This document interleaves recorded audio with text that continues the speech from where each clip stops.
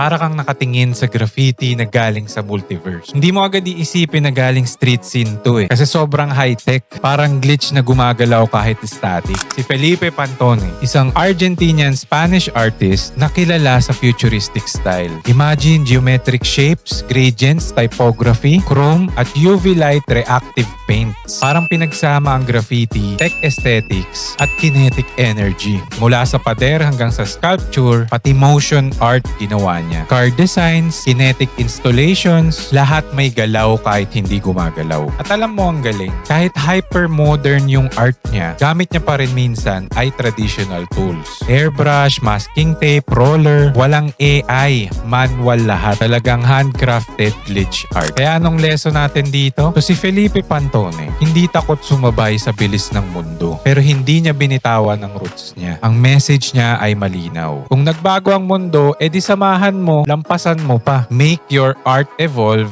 but still stay grounded. Kaya kung feeling mo na iiba ka, hindi ka swak sa usual na art scene, baka katulad ka ni Pantone, isang future classic. Siya ako nga pala ulit si Angelo. This is Mindshift with Angelo. Follow ka na para updated ka sa mga susunod na stories na pang next level.